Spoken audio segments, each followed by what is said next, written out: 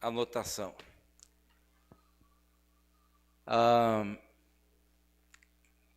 Lucas capítulo 10, versículo 25, nós temos aí a parábola do samaritano, né? E a palavra de Deus diz assim: eis que se levantou um certo doutor da lei, tentando-o, dizendo: mestre, que farei para herdar a vida eterna? E ele lhe disse: que está escrito na lei? Como lês? E respondendo, ele disse: amarás ao Senhor teu Deus de todo o teu coração, de toda a tua alma e de todas as tuas forças e de todo o teu entendimento, e ao teu próximo como a ti mesmo. E disse-lhe: respondeste bem, faze isto e viverás. Ele, porém, querendo justificar-se a si mesmo, disse a Jesus: e quem é meu próximo? E respondendo, Jesus disse: descia um homem de Jerusalém para Jericó e caiu na mão dos salteadores, os quais o despojaram e, espancando-o, se retiraram, deixando-o meio morto. E ocasionalmente descia pelo mesmo caminho certo sacerdote, e vendo-o, passou de largo. E de igual modo também o levita, chegando àquele lugar e vendo-o, passou de largo. Mas um samaritano que ia de viagem chegou ao pé dele e, vendo-o, moveu-se de íntima compaixão. E, aproximando-se, atou-lhe as feridas, deitando-lhes azeite e vinho, e, pondo-o sobre o seu animal, levou-o para uma estalagem e cuidou dele. E, partindo outro dia, tirou 2 dinheiros, deu-os ao hospedeiro e disse-lhes: cuida dele, e tudo o que demais gastares eu te pagarei, quando voltar. Qual, pois, destes 3 parece que foi o próximo daquele que caiu nas mãos dos salteadores? E ele disse: o que usou de misericórdia para com ele. E disse Jesus: vai e faze a mesma coisa. Muito bem, queridos, o tema da nossa mensagem é recuperando valores perdidos na família. Recuperando valores perdidos na família. Na verdade, esse texto, ele não é um texto que é diretamente escrito para a família, mas nós vamos descobrir nesse texto alguns valores que podemos aplicar à família. E então nós vamos perceber que há muitas coisas em nossos lares que não estão tão bem quanto imaginamos, coisas que precisamos tratar, coisas que precisamos cuidar. E nós vamos ver nas atitudes dos protagonistas desta história, então, essas atitudes que precisam ser restauradas dentro dos nossos lares, né?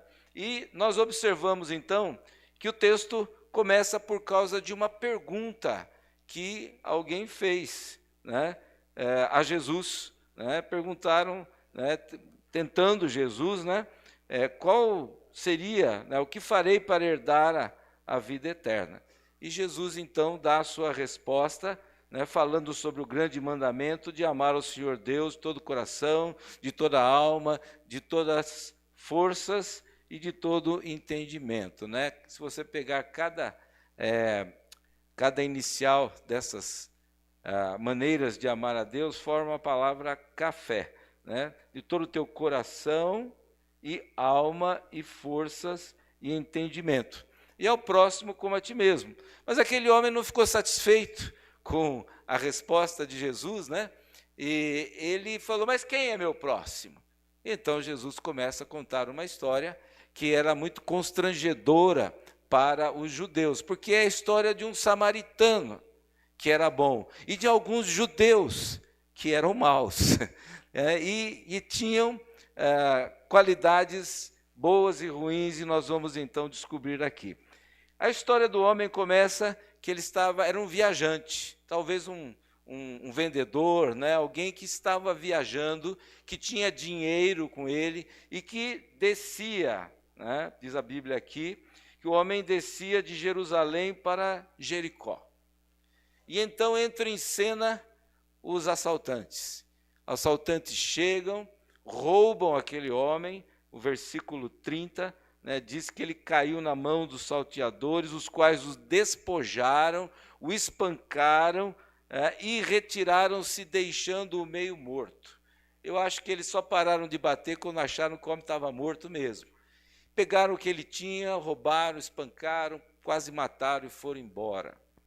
E nós vemos nisso uma atitude de crueldade. E, contrapondo esta atitude, nós podemos dizer que hoje uma grande necessidade dos lares é restaurar a virtude da bondade. Nós vemos que em muitos lares dos nossos dias falta realmente bondade no tratamento que existe entre o casal, no tratamento que existe do casal para com os filhos. Hoje nós vemos que há filhos que são órfãos de pais vivos, moram na mesma casa, mas não recebem dos pais o amor e a bondade que é devido aos filhos. Há uma professora que fez uma enquete entre as crianças, perguntando o que as crianças queriam ser quando crescessem. E aí, eu quero ser médico, eu quero ser bombeiro, eu quero ser dentista, eu quero ser professora. E uma menina falou, eu quero ser um celular. E a professora achou estranho, mas você quer ser um celular? Mas por que você quer ser um celular? É porque os meus pais dão mais atenção para o celular do que para mim.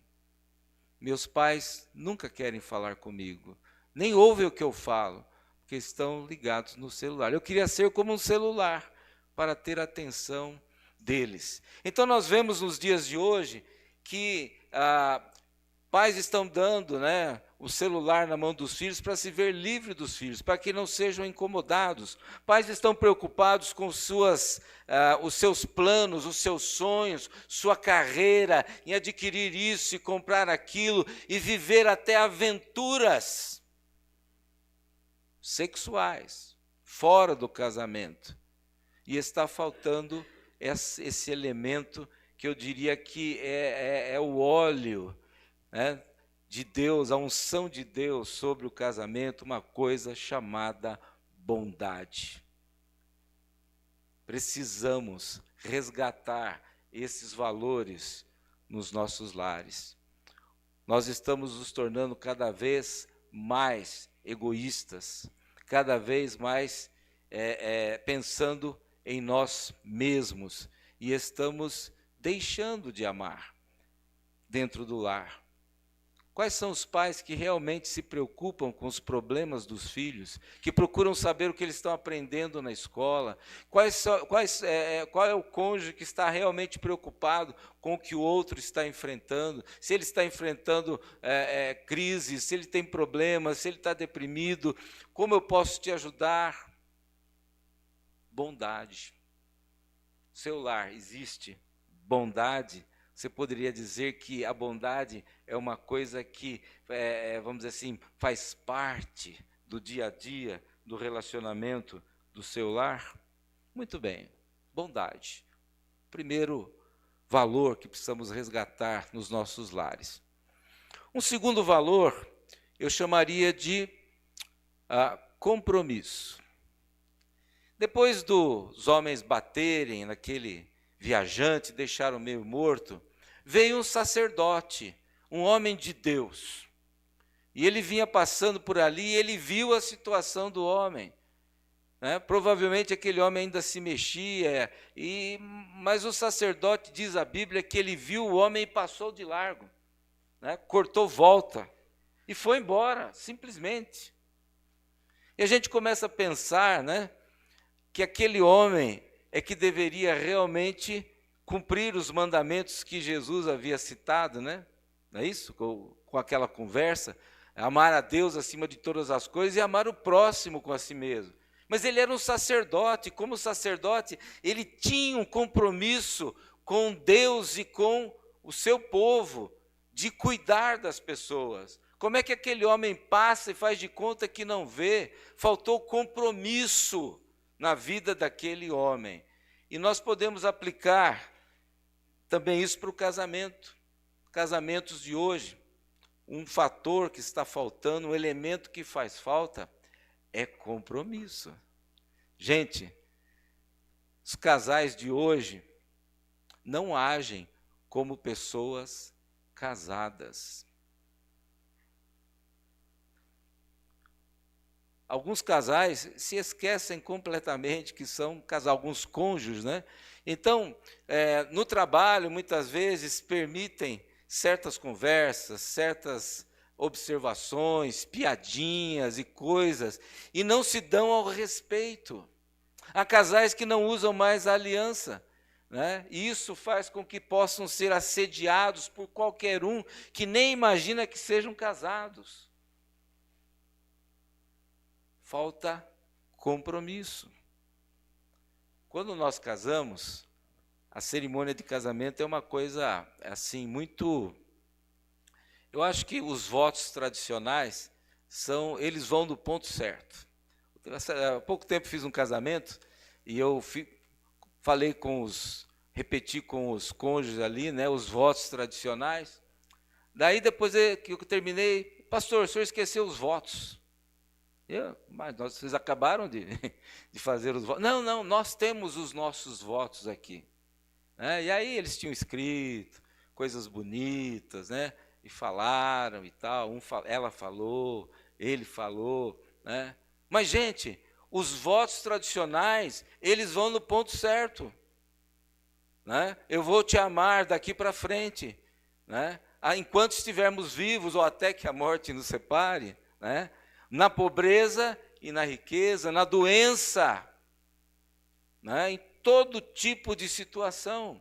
E o casamento é isso. O casamento é isso, meus queridos. Você casa, né? Eu conheci um casal que, na véspera do casamento, perdeu o emprego.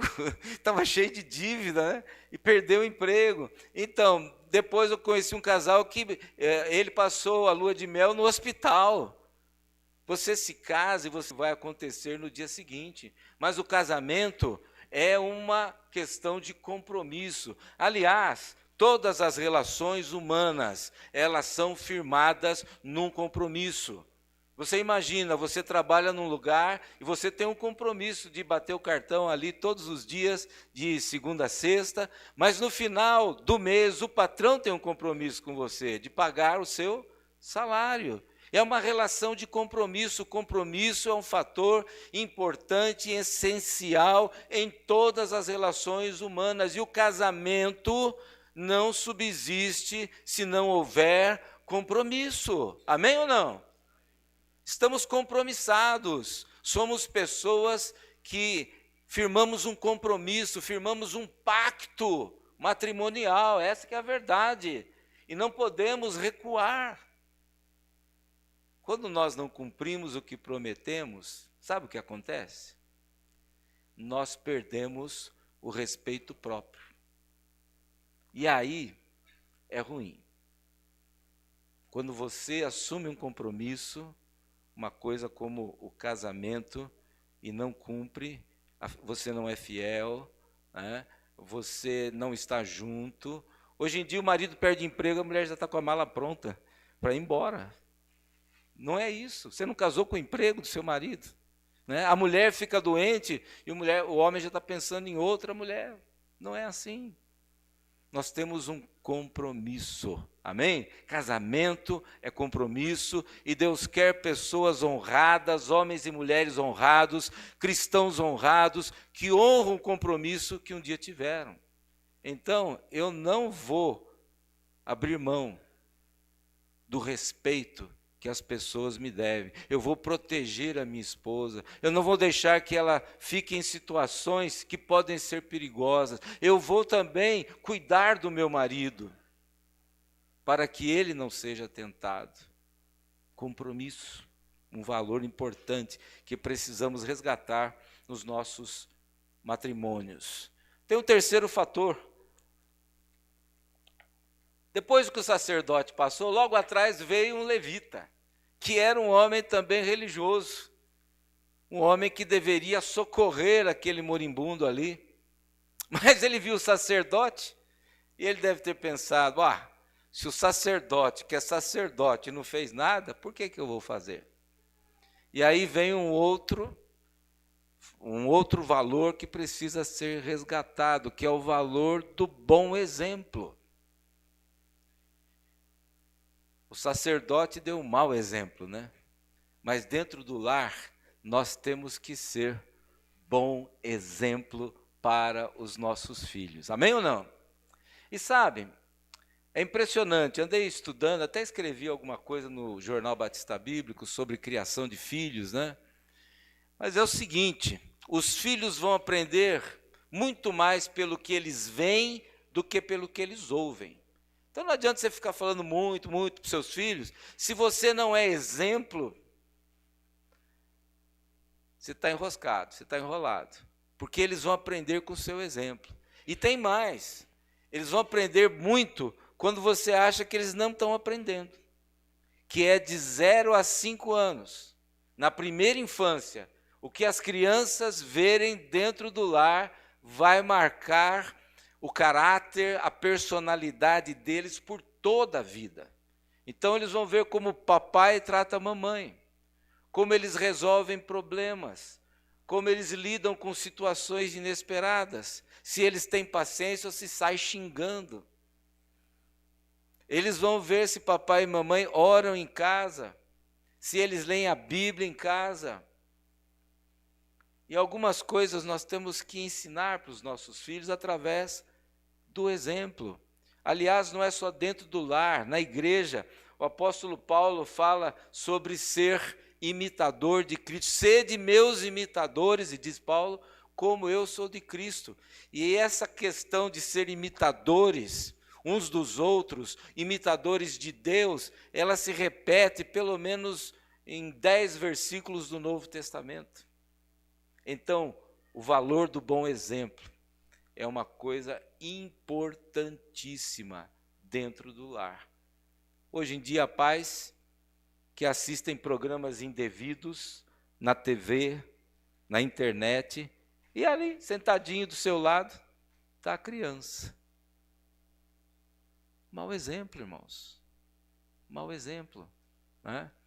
Nós temos que passar para os nossos filhos um exemplo cristão, um exemplo do qual eles vão ser abençoados. Muitos anos atrás, a gente usava muito fazer cópia xerox, né? E eu fui na copiadora, eu levei lá um documento para fazer cópia. E eu falava, por favor, me faça uma cópia. Era uma senhora simpática que me atendia lá em Campinas, e ela fez a cópia, ela me trouxe, e eu peguei aquela cópia, olhei assim, falei, uau, mas essa cópia está muito ruim. Ela não falou nada. Ela foi lá na máquina, abriu, pegou o original, me trouxe e falou, olha o seu original. Ela falou, ele está apagado, está ruim, a cópia não vai sair melhor. Você é o original, seus filhos são a cópia. Como é que vai sair essa cópia? Depende de você. Se o original for bom, a cópia é boa. Se o original for ruim, negativo. Vai ser pior que você. Nós somos a cópia, o original. Então temos que ser bom exemplo dentro dos nossos lares. Amém? Precisamos ter mais paciência, precisamos manter o controle, precisamos aprender a resolver problemas para que os nossos filhos tenham essa capacidade. Né? Então, o bom exemplo precisa ser resgatado. Então, descobrimos já que precisamos mais bondade dentro do lar, nós precisamos também de compromisso, bom exemplo é fundamental. E precisamos também do último fator, que é amor sacrificial. Porque aí entra em cena o samaritano, que a Bíblia não chama de bom, mas ele foi bom. Amém? Amém ou não? Amém. Por isso chamamos bom samaritano, né? Porque ele fez aquilo que era o espírito da lei, né? Foi o único que se importou. Veja só o que aconteceu quando ele chegou ali, né? Versículo 33, mas um samaritano que ia de viagem chegou ao pé dele, daquele homem, moribundo, vendo-o, moveu-se de íntima compaixão, um sentimento profundo de compaixão, de amor, de misericórdia. E a Bíblia diz aqui que, aproximando-se, atou-lhe as feridas, deitando-lhe azeite, vinho, e pondo sobre o seu animal, levou-o a uma estalagem e cuidou dele. E partindo no outro dia, tirou 2 dinheiros, deu ao hospedeiro e disse: cuida dele, e tudo o que gastares eu te pagarei quando voltar. Nós vemos aqui um outro valor que precisa ser resgatado dentro do lar, que é o amor sacrificial. Nós estamos prontos a amar quando tudo vai bem, quando o vento sopra a favor, quando está 1000 maravilhas. Estamos prontos para amar, né? Mas quando vem os problemas, o amor é colocado em prova. E aquele homem viu o moribundo e ele se aproximou. O amor é uma questão de relacionamento, de proximidade, de compaixão. Nós precisamos aprender dentro do lar a tocar uns aos outros, né? Isso é importante. O toque é uma maneira de transmitir amor. Maridos precisam abraçar suas mulheres, beijar também. Pais precisam abraçar seus filhos. Esse contato físico, ele é muito importante. Ele transmite amor, ele transmite carinho, né? E todos nós precisamos de um bom abraço todos os dias. Precisamos também estar dispostos a dar o melhor que temos pelo outro. Aquele homem tinha lá, ele tinha vinho, ele tinha azeite, e ele estava pronto para dar desses elementos que tinham valor na época para curar aquele homem. E ele não economizou, ele desperdiçou, ele tocou, ele curou aquele homem. E o amor sacrificial faz isso dentro do lar. Filhos muitas vezes sofrem bullying na escola, o marido está enfrentando uma situação horrível no trabalho, ou até mesmo a esposa.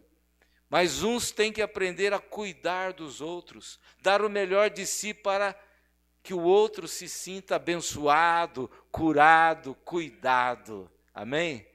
Nós precisamos mais disso. Amor, gente, é sacrifício. Estava ouvindo uma música outro dia, né? Diz que o amor é uma coisa que chega até a doer, porque é sacrifício. Envolve compromisso, envolve bondade, né? Envolve que nós estejamos prontos a nos dar. Amar é dar. E você precisa aprender a dar. O samaritano, ele deu do seu tempo, ele deu os seus bens, ele deu o cuidado, ele deu do seu conforto, ele colocou o homem sobre o seu animal e ele caminhava a pé até aquela estalagem. Chegou lá, pagou o preço de amar. Amar tem um preço. Tem um preço. E não é barato, é um preço alto. E nós devemos estar dispostos a amar, resgatar esse valor do amor sacrificial. Não é aquele amor da boca para fora, não é aquele amor que é emoção só, mas é aquele amor que é compromisso, amém? Que é bondade, aquele amor que é exemplo e que está disposto a fazer o que for possível para que o outro seja abençoado. Então, através dessa parábola, Jesus coloca esses valores, né, que podemos aplicar nos nossos lares. Então, se resgatarmos esses valores, o nosso lar estará debaixo do grande mandamento. Estaremos amando ao Senhor, nosso Deus, de todo o coração, alma, força, entendimento, dá um café gostoso. E estaremos amando os próximos mais próximos. Sabe qual é o próximo mais próximo? Aqui o fariseu, ele perguntou, né, mas quem é meu próximo? O próximo mais próximo é a tua família. E aí também uma responsabilidade sobre nós, de amar mesmo os nossos filhos, nosso cônjuge. Ganhar a nossa família para Jesus. Amém? Ganhar os nossos filhos para Jesus antes que o mundo ganhe eles. Foi feita uma pesquisa aí mundial, descobriram que as pessoas aceitam a Cristo dos 4 aos 14. Não é a janela 20, 40, é a janela 4, 14. E você tem que ganhar seu filho até os 14, porque se ele fizer 15, ele vai querer o mundo. E se ele não foi ganho para Jesus, vai ser difícil você impedir que ele seja ganho pelo mundo. Então, vamos amar a nossa família, vamos nos empenhar, resgatar esses valores, e a família será o que Deus quer. Deus quer que a família seja o céu aqui na terra, um pequeno céu aqui na terra. E quando a família ela preserva os valores de Deus, gente, é uma coisa fantástica. É uma coisa fantástica. A família, não existe outra entidade nesse mundo, outra organização, outro grupo de pessoas. Deus criou o homem, né? E ele foi, vamos dizer assim, a coisa mais importante da criação, diferente de todos os animais, criado à imagem de Deus. E Deus fez uma obra-prima. Daí Deus fez uma coisa melhor ainda, que foi a mulher. Né? Deus já tinha experiência, né?